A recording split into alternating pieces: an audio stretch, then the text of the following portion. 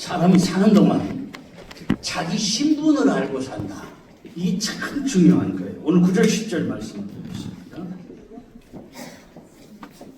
9절 10절. 그 안에는 신생의 모든 충만이 육체로 거하시고 너희도 그 안에서 충만하여 있으니 모든 통치와 권세를 보이시라. 당시 많은 사람들이요 복음에다가 철학을 혼합시킨 믿음을 많이 가졌어요.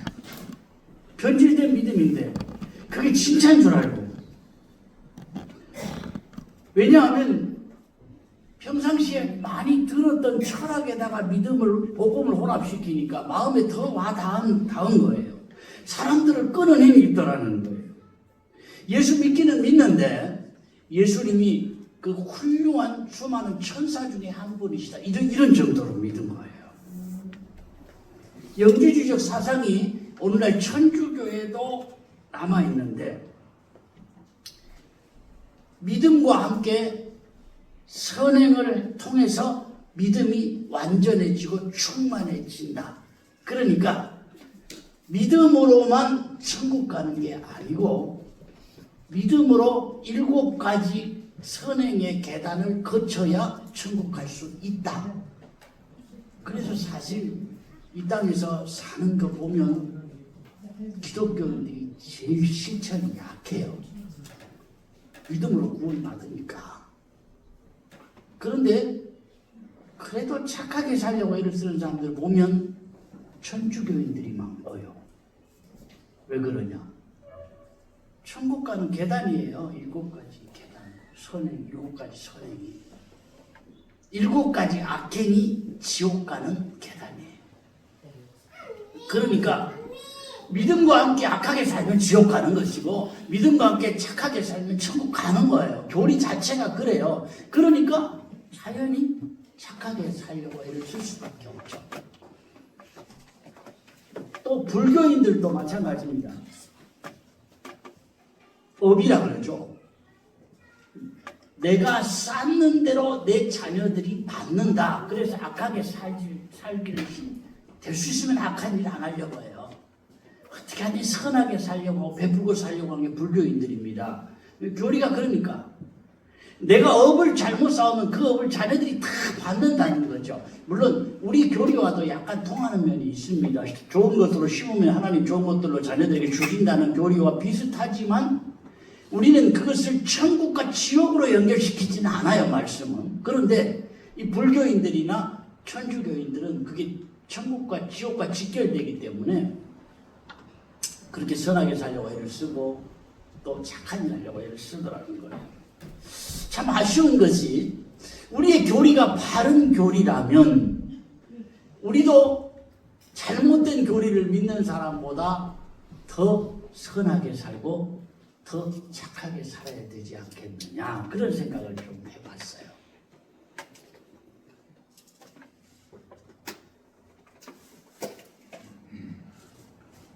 또 천주교에서는요, 완전한 구원을 위해서는 성인들, 천주교에서는 성인들을 대단히 중요하게 생각합니다. 성 베드로, 성 바오로, 뭐 이런 과거의 그 앞선 성인들을 대단히 귀중하게 여겨요. 성 어거스티누스라고 그러나요? 우리는 어거스틴 그러는데 그 사람들은 이 라틴어 발음이기 때문에 좀 발음이 달라요.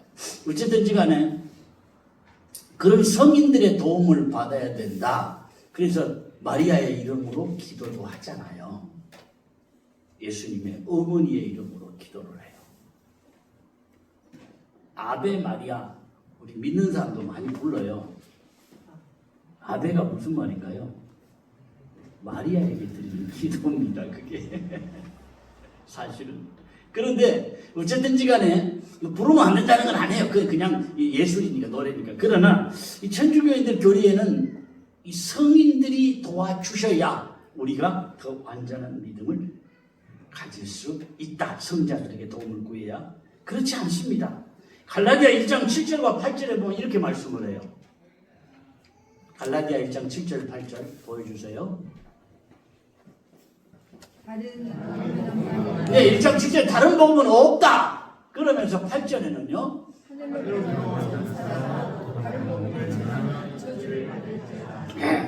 우리가 아무리 믿음으로 산다 그래도 우리는 죄가 있고 얼룩이 있습니다. 거역하고 불순종할 때가 있어요. 넘어질 때가 있어요. 그러나 주님 안에 거하고 그리스도 안에 새 사람 됐다는 것이 우리의 구원의 증표가 되는 거고요. 구원의 증거가 되는 줄로 믿습니다. 11절 보겠습니다. 또 그 안에서 내가 손으로 하지 않은 한들을 받았으니 본유의 몸을 벗는 것이요 그리스도의 아들이라. 육적 몸을 벗어버렸다 그랬는데 이 말씀은 우리 죄된 본성, 타락한 육의 성품 이걸 벗어버렸다는 말이에요. 우리 육신을 초월했다는 말 아닙니다. 12절에 보면은 너희가 안세로 그리스도와 함께 장사되고 또 죽은 자들 가운데서 그를 드신 하나님의 역사를 믿음으로 말미암아 그 안에서 함께 주시기 바랍니다. 사람들은요 알게 모르게 우리 무속신앙 영향을 많이 받아서 이 공로 사상이 오늘날도 좀 많이 있습니다. 내가 그냥 기도하는 것보다는 금식하면서 기도하면 하나님이 더 잘 들어주실 것 같다. 틀린 말 아니죠? 정말 밥을 먹을 수 없을 정도로 급박하고 괴로운 문제 앞에서 금식하며 기도하면 하나님이 속히 들어주십니다. 그런데 마음에 내 몸을 괴롭게 하고 내가 고행을 하고 그렇게 하면서 기도하면 하나님이 더 잘 들을 것이라는 내 공로 사상이 그 속에 들어있으면 그건 잘못된 거예요. 정말 밤에 잠을 잘 수 없을 정도로 하나님 앞에 절박하게 기도하면서 철야기도 하는 건 정말 좋은 일입니다. 그런데 내가 밤에 잠을 안 자고 기도하면 하나님이 더 잘 들어주실 것이다. 어떤 분들은 잘못 배운 분들은요 밤 12시 되면 꼭 기도하러 갑니다. 절박해서 밤 12시에 기도하는 건 정말 좋아요. 그런데 어떤 사람들이 주로 밤 12시에 기도합니까? 무당들이 그래요. 무당들이. 무속하는 사람들이 주로 밤 12시에 귀신을 부르는 거예요. 사실 그거는. 그런데 기독교인들 가운데도 기도원의 원장들 가운데도 상당수는 아예 그냥 밤 12시 되면 강단에 올라가서 기도를 합니다. 정말 희생하면서 기도하는 하나님 기뻐하실 것 같아요. 그런데 이것이 하나의 공로사상이 되고 무속주의가 되면 그건 큰 의미는 없다는 얘기예요.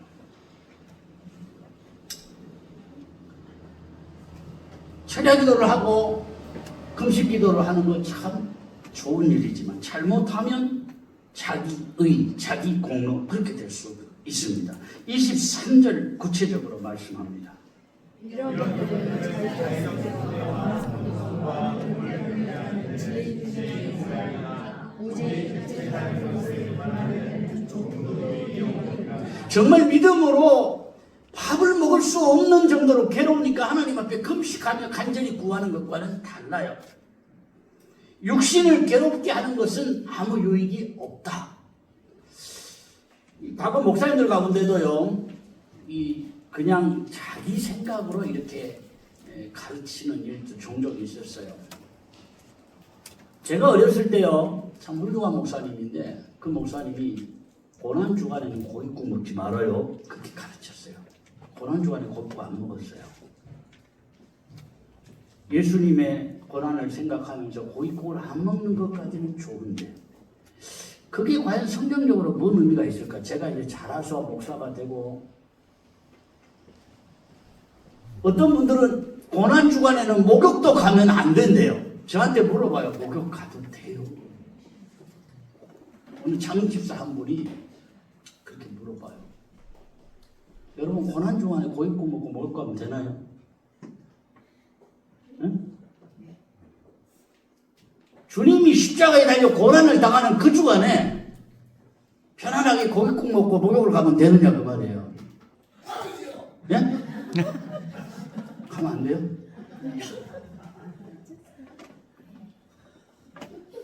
그 중심이 정말 주님이 십자가에서 살찌고 피 흘리셨는데 나는 그렇게 살아야지 하는 중심은 참 좋아요. 그런데 성경을 알고 보면 때로 목사님들이 자기 생각에 시대에 따라 달라요. 여러분 과거에 오래전에 우리 부모님 시대에는요 교회 파마하고 가면 지옥 간다고 그랬어요. 파마하는 것들 다 지옥 간다고 그랬어요. 목사님은 그랬다니까요.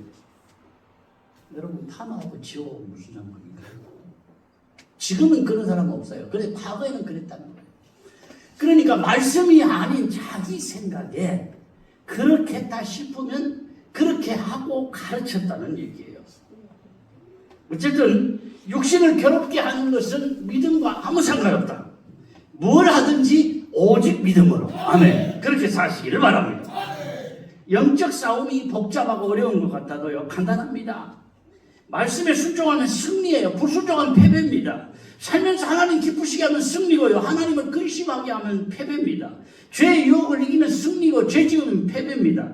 영적 전쟁에서 이기면 우리가 행복해져요. 요긴하게 쓰임 받습니다. 사는 동안 다른 사람에게 좋은 영향을 미치며 살게 되는 거예요. 반대로 우리가 영적 전쟁에서 지면 인생 사는 게 팍팍하고 고달프고 지칩니다. 불행해져요. 악한 영의 종로로 타며 살게 됩니다. 믿는 것과 이 별개예요. 그러니까 악한 영에게 종로로 타고 살면 믿어도 내가 팍팍하고 예수 믿는 재미가 없고 헌신의 기쁨이 없고 주님 주시는 행복이 없어요. 믿어도 사는 게 그래요. 내가 왜 이렇게 사는지 모르겠어. 내가 왜 교회에 나가는지 모르겠어. 이런 갈등을 자꾸 하게 되는 거예요. 문제는 믿음과 함께 우리가 악한 영의 종로로 사지 말아야 한다. 생활에서 승리하시길 바랍니다. 악한 영의 종로로 가면요 나만 힘드는 게 아니에요. 주변 사람까지 같이 힘들고 불행해져요. 그러면 어떻게 세상에서 우리가 승리의 길을 갈 수 있느냐? 다른 거 없어요. 복잡한 거 없어요. 십자가를 붙드는 거예요. 아멘. 아까 우리 권사님 기도하시면서 나 우리는 왜 십자가에 죽으시고 다 뻔히 아는 이야기를 아주 감격스럽게 기도하셨어요. 왜 그렇게 하셨어요? 내 마음에 감동이 되니까 그렇죠. 여러분 십자가의 은혜가 머리에 머물면 다 아는 겁니다. 그냥 수없이 들었던 거. 그런데 그것이 내 마음에 가슴에 부딪혀오면 그게 감동이 되는 거예요. 다른 사람 볼 때는 별거 아닌데 나에게는 그것이 큰 감동이 되고 나에게는 그것이 감격이 되는 거예요. 여러분 이것이 진짜 은혜 받은 거예요. 십자가의 은혜가요 내 머리로 하는 것에 머물지 말고요 내 마음에 감동이 되고 내 심령을 움직이는 능력이 되기를 축원합니다. 14절을 보겠습니다. 통치자들과 권세를 무력하여 드러내어 무력을 삼으시고 십자가로 그들을 이기셨느니라. 아멘. 15절. 통치자들과 권세를 무력하여 십자가로 그들을 이기셨느니라. 십자가로 그들을 이기셨느니라. 당장 십자가는 비참한 죽음이고 무능력한 패배 같지만 결국 십자가는 붙드는 사람에게 승리를 주시는 능력이 있더라는 거예요. 십자가를 붙들고 나도 승리하고 주변 사람도 행복하게 하는 승리의 가정들 되시기를 축원합니다. 여러분 사람들이 살면서 가장 크게 걱정하는 게 뭡니까? 죽고 사는 겁니다. 죽고 사는 거. 사고가 났대. 얼마나 다쳤대. 생명에는 지장이 없대. 그게 제일 큰 관심이잖아. 아 병이 큰 병 들었대. 아 죽을 병이래? 나을 수 있대? 이게 가장 큰 관심이에요. 그런데요 아무리 강한 척하는 사람도 죽음 앞에서는요 다 무력해요. 아무 대책이 없어요. 그런데 죽음까지도 이기는 게 십자가입니다. 공산주의자들이나 이런 사람들이 제일 무서워하는 게 믿음의 사람들이에요. 왜냐하면 믿는 사람들은요 진짜 믿음 은혜 받으면 눈에 뵈는 게 없거든요. 죽음도 안 무섭다니까요. 죽음을 안 무서워하니까 제일 겁나는 사람들이에요. 철저하게 이런 것들은 짓밟아야 돼요. 그런 사람들 입장에서는 사람이 죽음은 다 무서운 건데 죽음도 안 무서워할 정도가 되니까 왜 그러냐? 진짜 십자가를 붙들고 나면 죽음을 넘어서는 은혜가 임하게 되는 거예요. 예수님이 십자가에 힘없이 죽으신 것 같았지만 사망 권세를 깨뜨리고 사흘 만에 다시 살아나셨잖아요. 이 부활 사건을 경험한 제자들이 두려워 숨어 있다가 이제 담대하게 나가서 전한 거예요. 고린도전서 15장에는 이렇게 말씀을 합니다. 사망아, 내 승리라는 것이냐? 사망아, 내가 쓴 것이 어디 있느냐? 가만히 쏜 것은 죄의 권능을 일으켰다.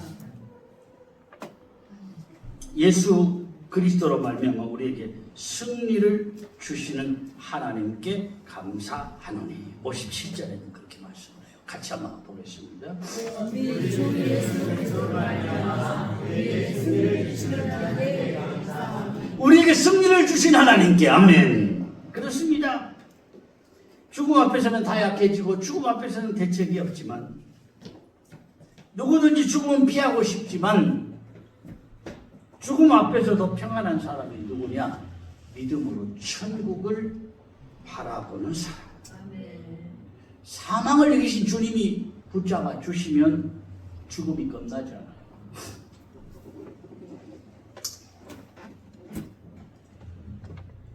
작년인가요? 재작년인가요? 정확히 기억이 안 납니다만은 근데 매형이 아마 인종 예배를 드려야 될 것 같다고 연락이 왔어요. 그럼 여기서 어디까지 갔냐? 아마 완도까지 간 것 같아요. 완도까지 한 3시간 걸려요. 힘들어요. 토요일날 갑자기 연락이 와서 갔어요. 지 목사 나놓고 왜 나를 부르냐? 그런 마음도 들었지만 그래도 마지막 가는 게 인정되면 드려야 되겠다 싶어요. 한 3시간 차를 몰고 갔죠. 그랬더니 자꾸 이렇게 뭐가 보이는가 봐요. 자꾸 막 이렇게 좀 경이로운 표정이 놀라는 표정. 그래서 제가 물어봤어요. 왜 두려우세요? 무서우세요? 아니라고. 아니라는 거예요. 악한 영의 역사가 괴롭히는 게 아니고 죽음이 두려운 게 아니에요. 뭔가 다른 것을 보는 거예요. 마지막 순간에. 거듭거듭 물어봤어요. 제가 혹시나 싶어 두렵느냐고 무서우냐고. 이 표정이 보통 표정이 아니기 때문에 아니라고 그렇게 대답을 하더라고요. 사망을 이기신 주님이 내 손을 붙잡아 주시면요. 가장 두렵고 대책이 없는 죽음까지도 두렵지 않다니까요. 그 나중에 물어봤어요. 야, 담임 목사 나놓고 왜 나를 불렀냐? 이 담임 목사가 그때 휴가를 가서 토요일인데도 안 왔대요. 또 그 시간까지. 토요일 오후인데도 그 사람 욕하기 위해서 한 건 아닙니다. 그래서 어쩔 수 없었구나. 말이 그렇지 토요일날 6시간 운전하고 갔다 왔죠. 주일날 오후 끝나고 또 갔죠. 월요일날 장례라 갔죠. 그럴 수밖에 없었기에 갔지만은 알고 보니까 이해가 되더라고요. 야, 가까이 있는 목사님 모시라 그래라. 만일에 그랬다면 얼마나 그 마지막 순간이 섭섭하고 힘들었겠어요. 13절 보겠습니다.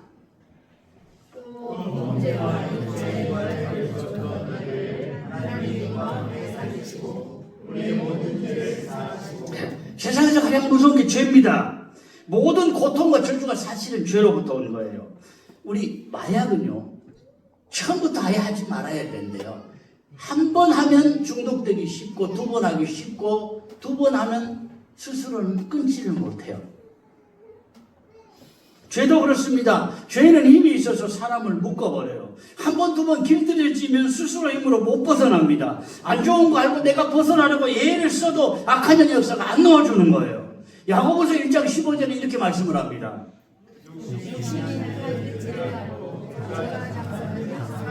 참 사람의 욕심을 하찮은 것 같습니다. 아무것도 아닌 것 같아요. 근데 욕심이 죄를 낳고 그것이 자라면 사망을 낳는다는 거예요.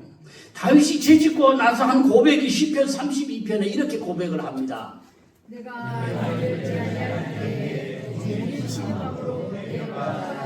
종일 신음하면 내 뼈가 그냥 쇠하여 점점 약해졌다는 거예요. 4절에는요.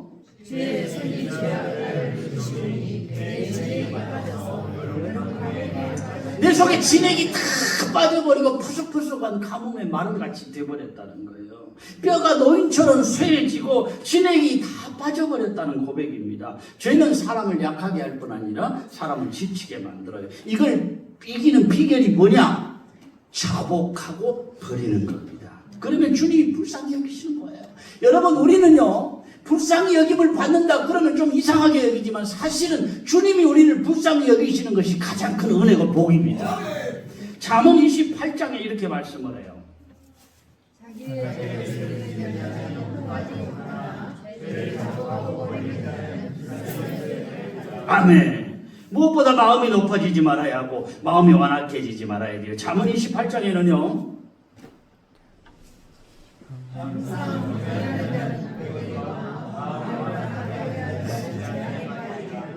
모든 것이 마음으로부터 시작되거든요.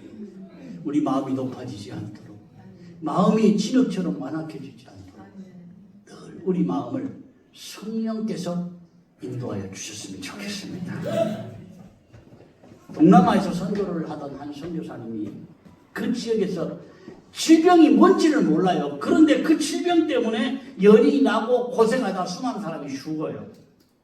그래서 일부러 그 사람들을 살리기 위해서 자기가 그 질병에 걸려서 미국 존스 호킨스 대학, 대단히 유명한 대학이죠. 의과대학으로서는.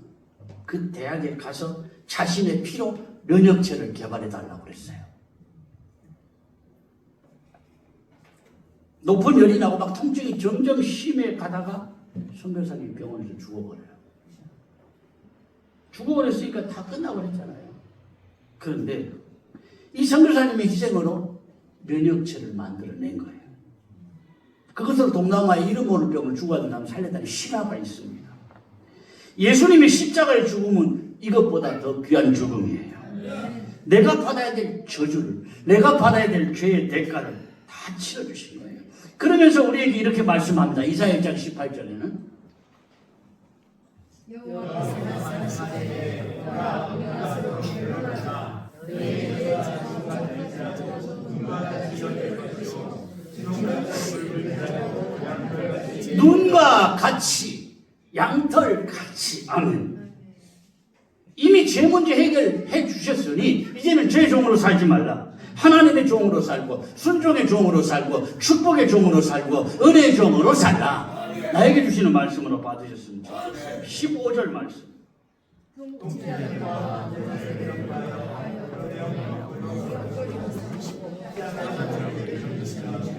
통치자들과 권세자들을 무력하게 했다 그랬는데, 그러면 오늘날 정치하는 사람들이나 통치하는 권력 있는 사람들과 우리가 싸워야 되느냐? 이 말씀을 잘 이해를 하셔야 됩니다. 왜냐하면 당시 통치자들과 권세자들은 주로 악한 영의 도구가 되어서 믿는 사람들을 핍박하고 압제하던 사람들입니다.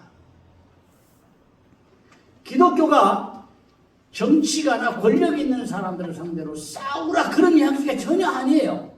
그 당시 악한 영의 도구가 되는 통치자들과 권세자들을 무력화시켜버리고 십자가로 그들을 이기셨다는 의미는 바로 악한 영의 역사를 꺾어버리셨다 그런 의미예요.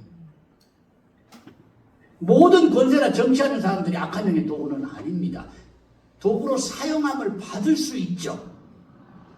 왜냐하면 악한 영의 역사는 영향력 있는 사람들을 주로 사용하거든요. 교회에서 초신자들을 사용하지 않습니다. 교회 오래 믿은 사람들, 영향력 있는 사람들, 그 사람이 넘어지면 많은 사람들이 넘어질 수 있는 사람들, 목사나 장로나 권사나 이런 사람들은 악한 영의 역사는 사용을 한다니까요. 어떻게 하든지 악한 영이 기뻐하는 쪽으로 끌고 가려고 해요. 영향력 있는 사람들을 통해서 우리가 사는 세상을 장악하려고 한다는 거예요. 심지어는 믿는 사람들마저 악한 영이 이용을 하고 악한 영의 역사에 사로잡히면 믿음의 사람마저 악한 영의 종로를 타며 살 수 있는 거예요. 나는 안 그래. 여러분, 예수님의 수제자 베드로를 보십시오. 예수님 가까이 더 따라다녔어요. 특별히 다른 제자들보다 예수님이 더 가까이 하셨어요. 그런데 그런 베드로에게 악한 영이 역사를 한 거예요. 베드로 나름 나 예수님 위해서 내가 사랑하는 선생님 위해서 한 말이야 그랬는데 그게 진짜 예수님을 위한 것 아니었다 그랬어요. 마태복음 16장에 보면 이렇게 말씀을 해요. 예수께서 이르시며 그들에게 이르시되 사탄아 너희를 물러가라 너는 만나는 것이 아니라 내가 하나님의 일을 생각하지 아니하고 오히려 사람의 일을 생각하노라 하시고. 베드로에게 사탄이라는 이야기는 아니에요. 사탄에 사로잡혀 있다는 거예요. 사탄이 이용한다는 거예요. 예수님을 넘어지게 하려고. 그러니까 당장에 인간적으로 예수님을 위한다고 하는 말이 하나님의 일을 생각하지 아니하고 하도록 만들었다는 거예요. 이때만이 아닙니다. 베드로를 향하여서 사탄이 밀가부르듯 했다. 그런 말씀이 나오죠. 한마디로 베드로를 마음대로 조종하고 가지고 놀았다는 거예요. 그런데 정작 자기 자신은 그거를 모르는 거예요. 내가 사탄이 나를 밀가부르듯 갖고 논다. 이 사실을 자기는 모르는 거예요. 그래서 예수님이 깨닫게 해 주시도록 더 강건해지도록 예수님이 내가 너를 위해서 기도한다. 그렇게 말씀하신 구절이 있어요. 누가복음 22장에 보면 그렇게 말씀을 합니다. 시므라 시므라 보라 사탄이 너희를 밀가부르라고 요구하였으나 내가 너희를 내 길이 떨어지지 않게 구하였으니 너는 돌이키면 내 영혼을 걷게 하라. 사는 동안요 우리 속지 말아야 돼요. 깨어 있어야 돼요. 안 그러면 나는 한다고 하는데 나중에 보니 내가 악한 영의 도구로 살았구나 깨달을 때가 오는 거예요. 내 자신이 축복의 도구로 살고 은혜의 도구로 살게 하옵소서. 그러기를 주님이 기도하고 계신다는 거예요. 악한 영은 끊임없이 목사라도 밀가부르도 하려고 하고 있지만 하나님 주님께서 나에게 믿음 떨어지지 않도록 기도하고 내가 하나님의 축복의 도구로 쓰임받기를 기도하고 주님이 나를 붙들어 주시니까 악한 영의 역사가 나에게 왔다가도 물러가는 줄로 믿습니다. 두 손 들고 물러갈 줄로 믿습니다. 꺾여질 줄로 믿습니다. 문제는 주님이 나를 붙들어 주시고 주님이 나를 위해 기도하고 계신다는 거예요. 그러니 우리가 은혜의 도구로 살고 축복의 도구로 살 수 있는 거예요. 승리의 비결은 다른 거 없어요. 십자가의 은혜 받아야 되고 주님 말씀 주신 말씀 붙들고 나가면 이기는 인생 살고 나도 살고 가정도 살리고 다른 사람도 살리는 인생으로 사는 거예요. 시대가 어떻게 달라지고 변해도 가장 강한 것이 십자가와 말씀을 앞세우면 살 길이 열린다니까요. 내 육신의 생각이 앞서면 늘 지는 인생 살고 후회하는 인생 살게 되는 거예요. 고린도전서 1장에는 이렇게 말씀을 합니다. 우리는 십자가에 못 박혀 그리스도를 전하니 유대인에게는 복음을 주시고 이방인에게는 유명한 것이되 오직 부르심을 받은 자에게는 우리에게 하나님이나 그리스도는 하나님의 능력이고 하나님의 계시요. 다른 사람이 뭐라 그러든지 웃긴다고 하든지 미련스럽다고 하든지 그것과 상관이 없어요. 부르심을 받은 나에게는 주님은 능력이 되고 지혜가 되는 줄로 믿습니다.